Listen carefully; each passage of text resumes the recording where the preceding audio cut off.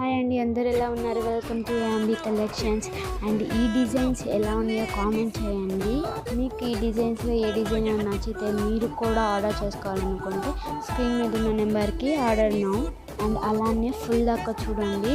లాస్ట్లో ఒక మంచి డిజైన్ ఉంది. చాలామంది హెవీగా రెడీ అవ్వాలి అనుకుంటారు కదా, కానీ బ్యాంగిల్స్ హెవీగా ఉంటాయా అని కూడా అనుకుంటారు.